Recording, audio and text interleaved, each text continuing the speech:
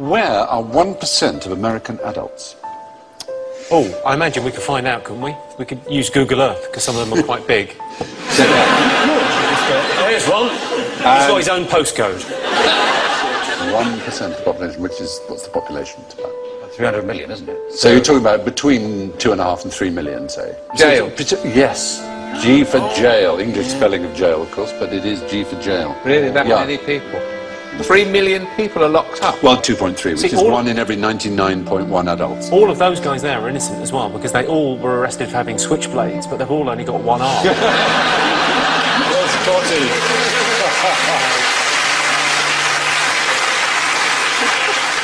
Proportionally, the Americans imprison more than twice as many as South Africans, more than 3 times as many as the Iranians, more than 6 times as many as the Chinese. No society in history has imprisoned more of its citizens than the United States of America. We're pretty well, though, don't we? We sort of top the European League. We're ahead of China, Turkey and India. Yes. Yeah, with 148 prisoners per 100,000. It's the 3 strikes and they're out. That's been really the problem, yeah. I mean, a legal system based on baseball just seems bizarre. Yes.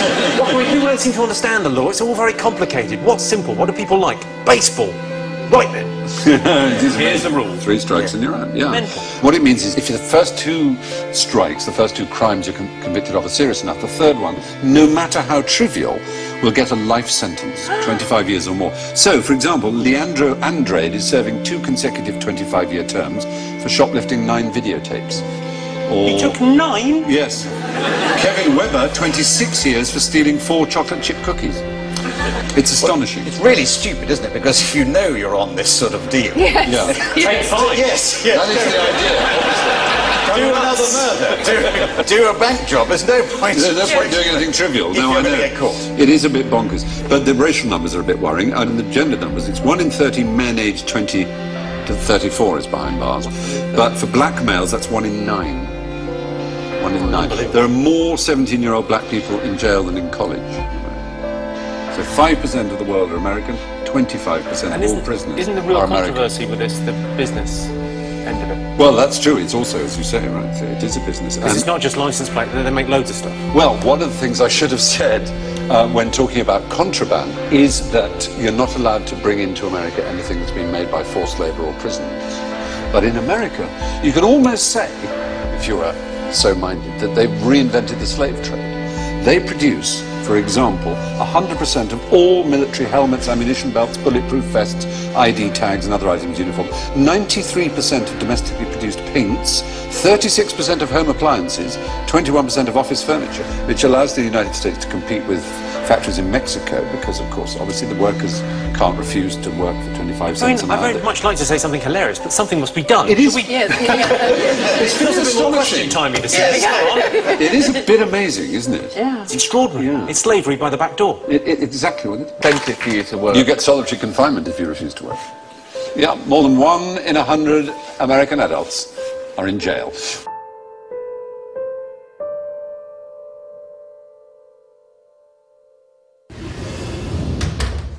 Have you heard this idea about the Robin Hood bankers' tax? Yes. It's a sweet little idea, taxing the banks to help the poor, but I don't think it'll work. It's very complicated and would be very tough on the banking sector. Which has just been given billions of pounds of taxpayers' money to keep it going. Well, yeah, of course. And is still paying itself billions of pounds in bonuses. Yes. So the tax is a charge on all bank transactions that don't include members of the public. Bonds, derivatives, currency, speculative stuff. Is that right? Yeah, something like that. Very complex. So the bankers would give how much from each deal they do? 25%? Well, no, not that much. 10%? No. 5%? No, not 5. More or less? Slightly less. What, 1%? Not quite. Half of 1%? No. 0.1%? No. Half of that. They give around 0.05% of every deal. Yeah, that's about right. And sometimes it'd be even less. That doesn't sound like a lot to most people. No. I can see that. And how much would it raise to help people at home and abroad? Oh, a fair amount, I believe. About £1 million a year. No, more than that. 100 million pounds? More. 500 million pounds? Well, £1 billion pounds? no, it's slightly more than that, I'm told. 10 billion pounds? More. 50 billion pounds? Yeah, that sounds about right. In fact, I believe it's likely to be more than 100 billion pounds. Could be double that. Could be more than double. Yeah, possibly. Right, so let me get this clear. A tiny tax on the banks could raise billions of pounds every year to help save lives in the poorest countries, fund crucial action against climate change around the world, and help avoid cuts to crucial public services in this country. Gosh. Well, yeah. That is about the, some of it. I don't know. Perhaps it's, quite a good idea.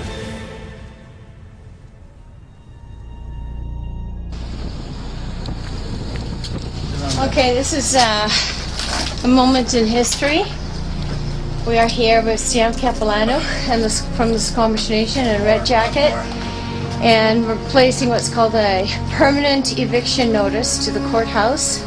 Red Jacket is from Turtle Island. Sam Capilano is the Squamish Nation. The permanent eviction notice is placed here because the Queen and the bankers are trespassing on his sovereign territory. This is tax-free territory. This is sovereign. Capilano, you've got some words to say here?